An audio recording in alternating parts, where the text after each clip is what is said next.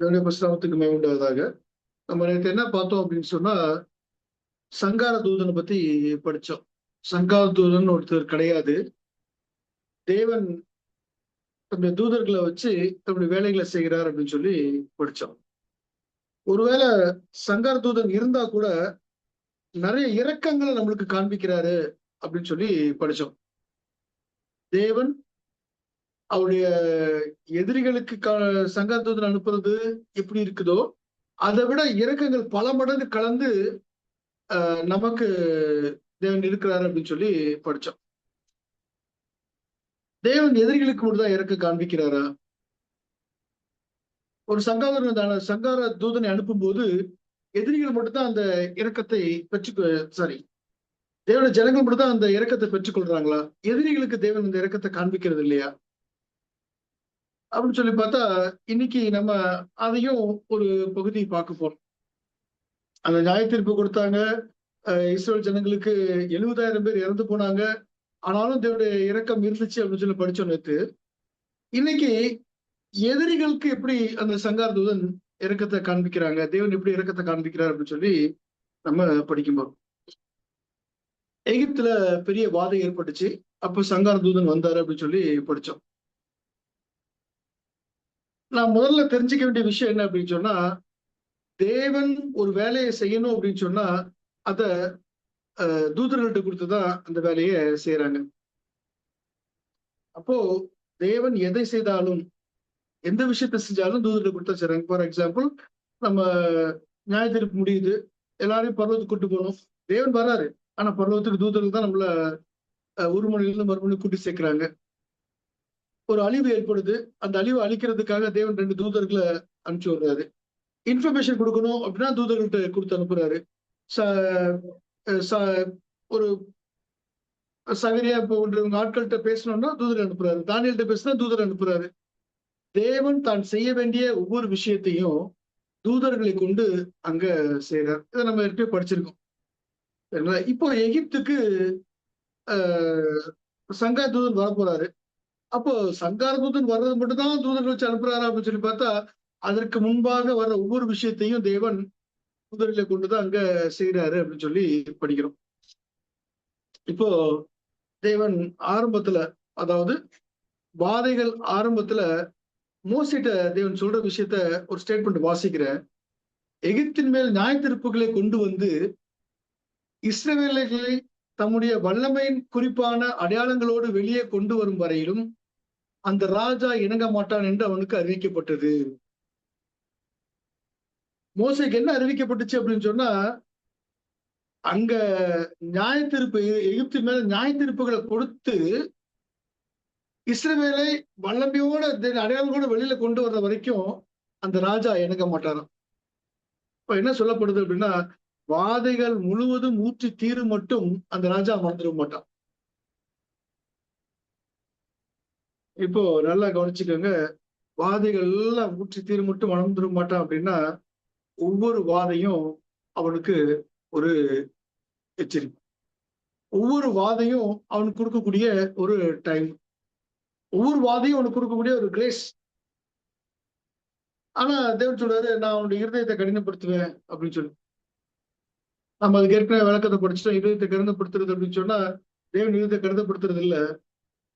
அவன் இணங்க மாட்டான், அவன் சொல்ல மாட்டான் அப்படிங்கிறத தேவன் வேற ஒரு வழியில சொல்றாரு. அவன் இருதயம் கடினப்படுத்துறேன் அப்படின்னு சொல்லி. அவன் மனம் திரும்புறதுக்கான வாய்ப்பு அங்க அவன் ஏற்படுத்திக் கொள்ளல அப்படின்னு சொல்லி பாக்குறோம். அவன் இருதயத்தை கடினப்படுத்துறதுக்கு அப்புறம் இவரே எவ்வளவு இதை கொடுக்கணும்னா கடினப்படுத்துறது இல்ல. அவன் தேவன் விலகி போறான், இருதயம் கடினப்பட்டு போகுது. கர்த்தரால் வரவிடப்பட்ட ஆவி அப்படின்னு சொல்லி படிக்கிறோம். கர்த்தரால் வரவிட்ட ஆவி கிடையாது. தேவன் வெளியில போயிடுறாரு, தன்னால அந்த ஆவி வந்துருது. அப்போ இந்த ராஜா கடினப்படுத்துவான் அப்படிங்கிறதும் அவருக்கு தெரியுது. அது அவருடைய அனந்த ஞானத்தினால அவர் கண்டுபிடிச்சு சொல்றது. அது இப்படிதான் இருக்கணும்னு சொல்லி அவர் முடிவு பண்றது இல்ல. சரி, இன்னொரு ஸ்டேட்மெண்ட்ட வாசிக்கிற, அங்கதான் அவனுக்கான இரக்கத்தை நம்ம பார்க்க முடியும். யாருக்கு? எதிரிக்கு, தேவனுக்கு கீழ்ப்படியாதவனுக்கு தேவன் காட்டுற ஒரு இரக்கம். எக்க சொல்லிட்டாரு, அவனை கொண்டு வர்றவர்கள் அவன் நினைச்ச மாட்டான். அவன் நியாயத்திற்கு கொடுத்து முடிக்கிறவர், எகிப்துக்கே நியாயத்திற்கு கொடுத்து முடிக்கிறதுக்கு இணங்க மாட்டான்னு சொல்லிட்டாரு. இப்ப பாருங்க, ராஜா தான் விரும்பினால் அதிலிருந்து தன்னை பாதுகாத்துக் கொள்வதற்காக ஒவ்வொரு வாதையும் வேதனைக்கு முன்பாகவும் அவ்வாதையின் இயல்பையும் விளைவையும் குறித்து மோசே விவரிக்க வேண்டும். அவனுடைய அகந்தை இருதயம் தாழ்த்தப்பட்டு வானத்தையும் பூமியும் உண்டாக்கினவரை மெய்யான ஜீவனுள்ள தேவன் என்பதை அறிக்கை செய்யும் வரையிலும் நிராகரிக்கப்படும் ஒவ்வொரு தண்டனையும் இன்னும் கடுமையான தண்டனையால் பின்தொடரும். அப்போ என்ன சொல்ல விரும்புறாரு அப்படின்னு சொன்னா தேவன், இப்ப வாதை வரும் அப்படிங்கிறத நீங்க முதல் நாளே சொல்லிரு. நாளைக்கு இந்நேரம் வாதை வரும், இந்த வாதம் வரும், இந்த வாதம் வரும்னு சொல்லிரு. எதுக்காக சொல்லணுமா? அந்த விளைவுகள் எல்லாம் கேட்டதுக்கு அப்புறம் மனம் திரும்புறதுக்காக சொல்லணுமா? தேவன் அந்த வாதையை வச்சு அவனை துன்பப்படுத்துறதுக்காக இல்ல, மனம் திரும்புறதுக்காக அங்க பாக்குறது. வாதையை கொண்டு அழிக்கணும் அப்படின்னு சொல்லி தேவன் எதிர்பார்க்கல. அவன் தேவனை ஜீவன தேவன் யார் என்பதை புரிஞ்சுக்கணும் அப்படின்னு சொல்லி நினைக்கிறார். அவன் எந்த நேரத்துல மனதிருந்தாலும் அங்க விடுறதுக்கு தேவன் தயாரா இருக்கிறார். இன்னும் ஒரு வசனத்தை, இன்னொரு ஸ்டேட்மெண்ட் வாசிக்கிறேன். தெய்வீக கட்டளையை தடுக்கும் தன்னுடைய பிடிவாதத்தை நியாயப்படுத்த பார்வோன் வாஞ்சித்தான். எனவே தேவன் மோசேயின் வழியாக நடைபெற்ற அற்புதங்களை கருத்தில் கொள்ளாமல் இருக்க சில சாக்கு போக்குகளை தேடினான். அவன் விரும்பியதை சாத்தான் அவனுக்கு கொடுத்தான். அவன் விரும்பியதை சாத்தான் அவனுக்கு கொடுத்தான். என்ன பாக்குறோம் அப்படின்னு சொன்னா, இங்க போறாரு, போய் நான் தான் தேவன் அப்படின்னு சொல்லி காண்பிப்பதற்காக தேவன் என்ன செய்யறாருன்னா, ஒரு கோலை நீ போடு அப்படிங்கிறாரு.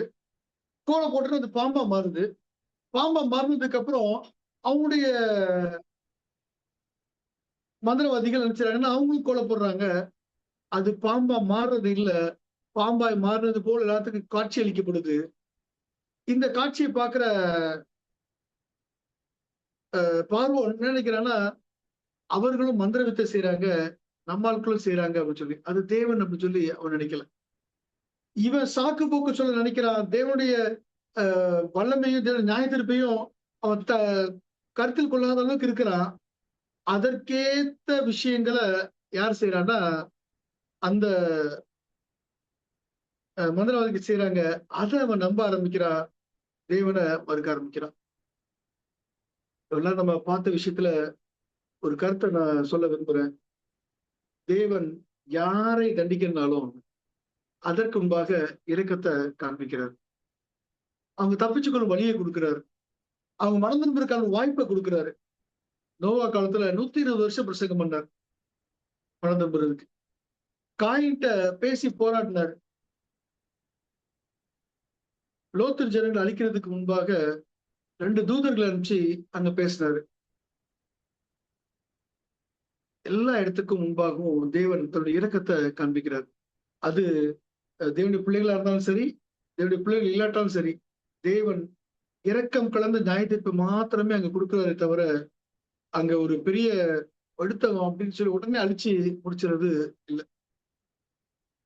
இப்போ தேவன் தன்னை புரிஞ்சுக்கணும் அப்படின்னு சொல்லி நினைக்கிறாரு. நினைக்கும் போது அவர் என்ன செய்யறாருன்னா, முதல் இது எல்லாரையும் அழிக்கல. நல்லா புரிஞ்சுக்கோங்க. நேற்று ஒரு ஸ்டேட்மெண்ட் வச்சிட்டேன். கடைசி தலைப்புல சங்காத வரைக்கும் அவங்க ஒருத்தர் கூட சாகல வாதையினால. அப்போ தேவன் அவங்களை அழிக்கணும் அப்படிங்கிற எண்ணம் இல்ல. ஆனா என்ன இடத்துல பேசுறாருன்னா, மனம் திரும்புறதுக்கான எண்ணத்துல அங்க பேசுறாரு. ஆறுகள் மேல அங்க ரத்தமா மாறுது, ஆறுகள் ரத்தமா மாறுது, குளங்கள் ரத்தமா மாறுது, தண்ணி ரத்தமா மாறுது, எல்லாம் ரத்தமா மாறுது. ஏன் ஆறு ரத்தமா மாறுது அப்படின்னு சொன்னா, அந்த நைல் நதிய அவங்க தெய்வமா வணங்குனாங்க. அத முதல்ல தெய்வம் இல்லைன்னு சொல்லி காமிக்கிறாரு. அவன் தினமும் போய் நைல் நதியை வணங்கிட்டு வருவானா, செழிப்பு உண்டாக்குற அந்த நதிய, அந்த அரசன் அன்னைக்கு அந்த நைல் நதி ரத்தமா மாறுது. அது 7 நாள் வரைக்கும் தொடருது. அங்க இருக்க மீன்கள் தான் செத்து போகுது. அடுத்தது இந்த தவளைகளை புனிதமா நினைச்சிருக்காங்க. அது அங்க வந்து கஷ்டப்படுத்துது. அங்க தவளைகள் வந்த உடனே அந்த தவளைகள் எல்லா இடத்துலயும் பரவுது. இவங்க தவளையில கொல்ல மாட்டாங்க. ஏன்னா அது புனிதமான கடவுள் அப்படின்னு சொல்லி நினைச்சிருந்தாங்க. தவளைகள் கொல்ல மாட்டாங்க. என்ன செய்யறதுன்னு தெரியல. அவங்களால தாங்கிக் கொள்ள முடியாத அளவுக்கு வீட்டுக்குள்ள தவளைகள். அப்புறம் இவன்கிட்ட கேக்குறாங்க, எங்களுக்கு மன்னிச்சுக்கங்க, எனக்கு தெரியாம பண்ணிட்டோம் அப்படின்னு. உடனே மன்னிப்பு, அடுத்த மன்னிப்பு, அடுத்த மன்னிப்பு. ஒவ்வொரு தடவையும் ஒரு பிரச்சனை வரும், மன்னிப்பு கேட்பாங்க, உடனே அடுத்தது தேவன் நிப்பாட்டுறாரு. தவளைகளை பார்க்கும்போது தேவன் அங்க ஒரு ஸ்டேட்மெண்ட் எழுதுறாங்க. என்னன்னா, தவளைகள் அப்படியே புழுதி போல மறைஞ்சு போறதுக்கு தேவன் பண்ணியிருக்கலாமா? ஆனா அத பண்ணலையாம். இந்த வெட்டுக்கிளிகள் வரும்போது ஒரு காத்து அடிச்சது எல்லாம் போயிடும். ஆனா இங்க என்ன செய்றாருன்னா, தவளைகள அங்க போக வைக்கலையாம். ஏன்னு கேட்டா, இவன் நினைப்பு ஃபுல்லா எப்படி இருந்துச்சுன்னா, மாய வித்தை பண்றாங்க அப்படின்னு சொல்லி. ஒருவேளை மாயமா மறைஞ்சிருச்சுன்னு சொன்னா, இதுவும் ஒரு மாயம், வித்தை அப்படின்னு சொல்லி நினைச்சிருப்பாங்க. செத்து போன தவளைகள இவங்க என்ன செய்யன்னு தெரியாத அளவுக்கு குவியல் குவியலாக கிடந்துச்சாம் ஊர்ல. நாற்றம் எடுத்துச்சாம். நீ தெய்வமா நினைக்கிற தவளை அங்க நாறுது அப்படின்னு சொல்லி எங்க காமிச்சா. அதுக்கப்புறமா அந்த பார்வோனுக்கு முன்னாடி சூளையில இருந்து ஒரு சாம்பல் எடுத்து அப்படி தூக்கி மேல வீசுறாரு. வீசிட்டு அத சொல்லிடுறாரு. அந்த பூ காத்துல கலந்து யாரெல்லாம் பட்டுச்சோ, எங்கெல்லாம் பட்டுச்சோ எல்லாத்துக்கும் குப்பளம் குப்பளமா வர ஆரம்பிச்சது. இது ஆபிரகாமுக்கு கொடுத்த அந்த வாக்குத்தத்தத்தை ஞாபகப்படுத்துச்சு அப்படிங்கிறாங்க. தேவன் போய்கிற சூழ்நிலையில இருந்து, அக்கினி ஜுவாலையில இருந்து தேவன் பேசினது அங்க ஞாபகம் வருதாம். நாங்க விடுதலை ஆக போறோம்னு சொல்லி இஸ்ரவேல் மக்கள் நினைச்சாங்க. ஆனா அது யார் மேலெல்லாம் பட்டுச்சோ அவங்களுக்குதான் குப்புலம் வர ஆரம்பிச்சது. அதுக்கப்புறம் பெரிய பெரிய கல்லு விழுந்துச்சு. இந்த கல் விழும்போது சொல்றாரா, நீ போய் உன்னுடைய ஆடு மாடுகளை வெளியில இருக்க எல்லாத்தையும் உள்ள எடுத்து வச்சுக்கோ. எதெல்லாம் வெளியில இருக்கோ எல்லாம் இந்த கல்முனையில செத்து போகும். அக்கினி கலந்த கல்மலை. இப்போ செத்து போகும் அப்படின்னு சொல்லி சொல்லும்போது நிறைய இஸ்ரவேலர்கள் அந்த கல்மலை வருங்கிறத நம்பி தன்னுடைய ஆடு மாடு ஜீவன்கள் எல்லாத்தையும் வீட்டுக்கு ஒதுக்கி வச்சிருந்தாங்களாம். நிறைய பேர் நம்பாமலும் இருந்தாங்க. இப்போ தேவனால மாத்திரம் தான் இந்த செயல் நடக்குது அப்படிங்கிறத இஸ்ரவேல் அநேகர் தெரிஞ்சு கொள்ள ஆரம்பிச்சாங்க. தேவனுடைய இரக்கம் அந்த மக்களை ரட்சிக்கிறதுக்கு இருந்துச்சு. அந்த கல்மலையில அநேக ஆடு மாடுகள் காப்பாற்றப்பட்டுச்சு. இஸ்ரவேல் ஜனங்களுடையது இல்ல, இவங்க ஜனங்களுடையது. எகிப்து ஜனங்கள் யாரெல்லாம் விசுவாசிச்சு உள்ள எடுத்து வச்சாங்களோ அவங்க எல்லாருக்கும் காப்பாற்றப்பட்டுச்சு. அவங்க சூரியன் சந்திரனுக்கும் அங்க ஆராதனை செஞ்சுட்டு இருந்தாங்க. எல்லாத்தையும் அங்க தேவன் இது பண்ணார். இப்போ தேவன் அந்த தேசத்துக்கு ஒரு கடைசி எச்சரிப்பை கொடுக்குறார். கடைசி எச்சரிப்பு அப்படின்னா, மனம் திரும்புங்க, ஜனங்களை போக விடு. இல்ல அப்படின்னா வீட்டுல எல்லா இடத்துலயும் ஒரு சாவு விடும். யாரெல்லாம் தலைப்பிள்ளைகள் இருக்காங்களோ அவங்க செத்து போவாங்க. இப்பதான் சங்கர தூதன் கடந்து போறாரு அப்படின்னு சொல்லி பாக்குறோம். இல்ல, தேவன் யாரையும் அழிக்கிறதுக்காக இதுவரைக்கும் தூதன் அனுப்பிச்ச தேவன் யாரையும் அழிக்கல. இந்த சங்கார தூதன்ட்டையும் அங்க சொல்றாங்க, யார் யார் வீட்டுல ரத்தம் பூசப்பட்டிருக்குதோ, யார் வீட்டுல அந்த பஸ்கா ஆசரிக்கப்படுதோ அவங்க வீட்டுல சாவு இருக்காது. சங்கோதரன் கடந்து போயிடுவாரு அப்படின்னு சொல்லி அங்க சொல்லப்படுது. இதுக்கான ஒரு ஸ்டேட்மெண்ட் வாசிக்கிறேன். அப்புறம் புரிஞ்சுக்கலாம் எவ்வளவு தூரம் தேவன் அந்த ஜனங்களுக்கு இரக்கமா இருந்தார். சங்கரிக்கும் தூதன் தேசத்தின் வழியாக கடந்து போகும்போது இஸ்ரவேலர்களின் வீடுகளில் அடைக்கலம் பெற்றுக்கொள்ள அனுமதிக்காக மன்றாடினர். அவர்கள் சந்தோஷமாக வரவேற்கப்பட்டனர். இது முதல் யாக்கோபின் தேவனை சேவிக்கவும் அவருடைய ஜனங்களோட எகிப்தை விட்டு வெளியேறவும் அவர்கள் தங்களை ஒப்பு கொடுத்தனர். வெறும் பயத்துக்காக இந்த ஜனங்கள் இஸ்ரேல் வீட்டுக்குள்ள வந்து அடைக்கலம் பொருள். அதுக்கப்புறம் தேவனை சேவிக்கவும் அவர்களோடு கூட எகிப்து விட்டு வெளியில வர்றதுக்கும் அந்த எகிப்தியர்கள் முடிவு பண்ணாங்களாம். நிறைய பேர் தேவனை விசுவாசிச்சு அந்த இஸ்ரேல் ஜனங்களோட வெளியில வந்தாங்க. நம்ம சங்காரத்துடன் கடந்து போனா எல்லார் வீட்லயும் சாவு ஏற்பட்டுச்சு அப்படின்னு சொல்லி நினைக்கிறோம்.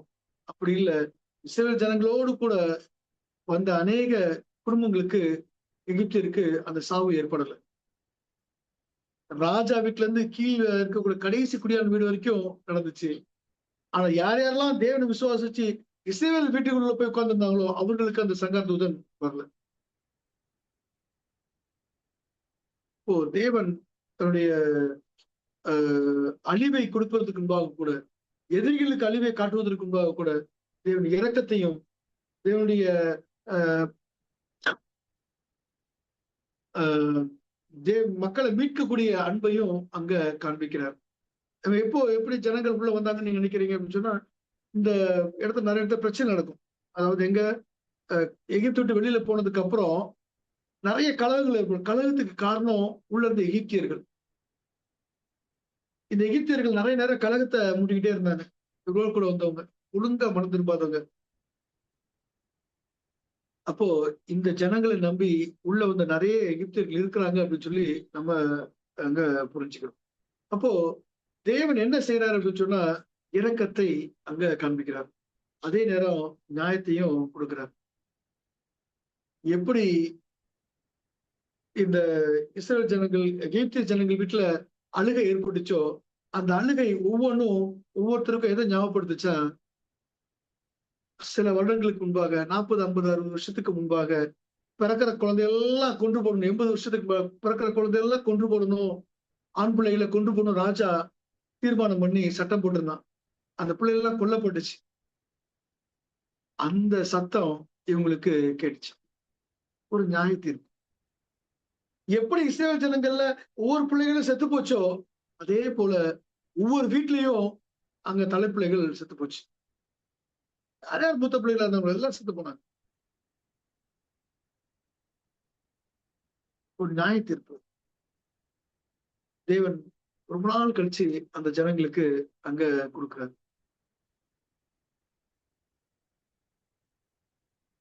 எவ்வளவு கஷ்டம் இந்த இஸ்ரேல் அனுபவிச்சாங்களோ அதே கஷ்டத்தை திரும்ப அந்த ஜனங்களுக்கு தேவன் கொடுக்கிறார். பாருங்க, தேவன் எவ்வளவு இரக்கமுள்ளவராக இருக்கிறாரு, அதே சமயம் எவ்வளவு நியாயமாகவும் இருக்கிறார். ஒரு சம்பவத்தை நம்ம யோசித்து பார்த்தோம் அப்படின்னு சொன்னா புரியும். இந்த பின்னாடி இருக்கிற இந்த தூதன் போல அங்க யாரு, தாவீதுக்கு முன்னாடி ஒரு தூதன் நிக்கிறார். உருவின பட்டயத்தோட தூதன் நிக்கிறார். உருவின பட்டயத்தோட தூதனை பார்க்கும்போது யோசுவா கேட்டாரு, நீங்க எங்க சேர்ந்தவரா வெளியில சேர்ந்தவரான்னு சொல்லி. பெருசா பயப்படல. தாவீதுக்கு அநேக நேரங்கள்ல தேவன் பாதுகாப்பா இருந்திருக்காரு. அவனை போற வழியில காடி நெஞ்சில இருந்திருக்காரு. அவன் பாதம் கல்லில் இராதபடி பாதுகாத்திருக்காரு. அவன் தலைய பாதுகாத்திருக்காரு நிறைய நேரம். அதாவது பகல்ல வரக்கூடிய அம்புக்கும் இரவில் நடமாடும் கொள்ளை நோய்க்கும் அப்படி பாதுகாத்திருக்காரு அவனை. அவன் சொல்றாரு, நான் மரண பள்ளத்தாக்கில் நடந்தாலும் தேவன் கூட இருக்கு, அப்படி பாதுகாத்திருக்காரு தேவன் அவரை. அநேக விதங்கள்ல இந்த தாவீத பாதுகாத்த தேவன் இப்போ திடீர்னு அந்த தூதனை கொண்டு நிப்பாட்டிருக்காரு. இந்த தூதனை எப்படி அவர் ஃபேஸ் பண்ணுவாரு? இதுவரைக்கும் பாதுகாப்புக்காக இருந்த தூதன், இதுவரைக்கும் இவரை காப்பாற்றுறதுக்காக இருந்த தூதன், இப்ப பாத்தீங்கன்னா திடீர்னு அதை அழிக்கிறதுக்கான தூதனாக அங்க இறங்கியிருக்காங்க. நம்முடைய வாழ்க்கையிலையும் தேவன் இப்படித்தான் இருக்கிறார். தூதர்களை கொண்டு அநேக வேலைகளை செய்யறார். இந்த தாவீது கொடுத்த மாதிரி பாதுகாப்பை கொடுக்கிறாரு. பாதம் கல்லில் இடாதபடி பாதுகாத்துக்கிறாரு. கொள்ளை நோய்க்கு நம்மளை பாதுகாக்கிறாரு. இரவுல வரக்கூடிய பயங்கரத்துக்கு பாதுகாக்கிறாரு. மரண பள்ளத்தாக்கில போகும்போது நம்மளை பாதுகாக்கிறாரு. இன்னும் மோசைக்கு கொடுத்தது போல நம்ம இறந்து போயிட்டோம் அப்படின்னா நம்முடைய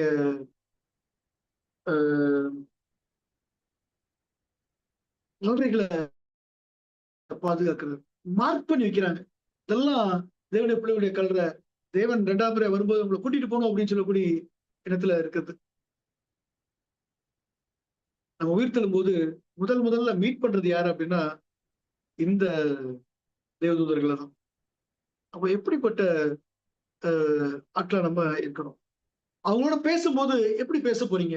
அவங்கள மீட் பண்ணும்போது நம்ம எப்படி மீட் பண்ண போறோம்? அவங்க நம்மளை ஒரு முறை விட்டு மறுபடியும் கூட்டு சேர்க்கறதுக்கு வருவாங்க. நீதிமன்றம் எல்லாத்தையும் அந்த அவங்கள பார்த்து பேசுறதுக்கு நம்ம எப்படி இருக்கும்? தாவீது இந்த இடத்துல தயங்கினது போல நம்ம தயங்க போறோமா? இல்லைன்னா நம்மளை கூப்பிடுறதுக்காக வந்திருக்காங்க சந்தோஷப்பட போறோமா? இப்படிப்பட்ட இதுல இருக்க போறோம். தேவன் அவருடைய தூதர்களை ஒருபோதும் அழிவுக்காக வைக்கிறது இல்லை. நம்முடைய பாவங்கள், நம்முடைய செய்கைகள், நம்முடைய விடாமல் இருக்கக்கூடிய பிடிவாதங்கள், இதுதான் தூதர்களை அவங்களுடைய குணத்தை மாத்துதுன்னா, அவங்க கொடுக்க வந்த ஆசீர்வாதத்தை விட்டுட்டு தண்டனைகளை கொடுக்க வேண்டிய நிலைமைக்கு போயிருது. அப்போ தேவன் தூதர்களை வச்சிருக்கிறது நம்முடைய பாதுகாப்புக்காக, நம்முடைய ஆசீர்வாதத்துக்காக. அந்த ஆசீர்வாதத்தை பெற்றுக்கொள்வோம். ஒவ்வொருத்தருக்கும் தனித்தனியாக தேவன் வச்சிருக்காரு. ஒவ்வொருத்தருடைய இண்டிவிஜுவல் லைஃப்லயும் தூதர்கள் இருக்கிறாங்க. அந்த தூதர்களை நீங்க சந்திக்கும் போது எப்படி இருக்க போறீங்க? நம்ம யோசித்து பார்ப்போம். இன்னைக்கு செய்யற ஒவ்வொரு செயலையும் அந்த தூதன் எழுதிக்கிட்டே இருப்பாரு. அவர் சந்திக்கும் போது நான் நல்லவன் சொல்ல போறோமா? நம்மளை கூப்பிட வரும்போது நான் நல்லவன் சொல்றதுக்கு முன்னாடி இந்த தூதன் நான் பாடினதான் எழுதியிருப்பானே, இவன் எப்படி என்ன கூப்பிட வருவான்னு சொல்லி யோசிக்க போறோமா?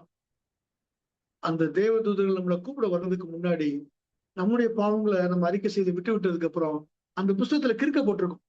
கிறுக்கப்பட்ட அந்த புஸ்தகத்துல நம்மளுடைய பேரை பார்த்துட்டா ஜீவ புஸ்தகத்துல நம்ம பேரோட வந்து கூப்பிட வருவாங்க. அப்படி கூப்பிட வர்ற அந்த ஆனந்தமான, அந்த பாக்கியமான நாளுக்காக நம்ம காத்திருப்போம். தேவன் நம்மளை கொண்டு எடுத்து வராங்க. ஆமென்.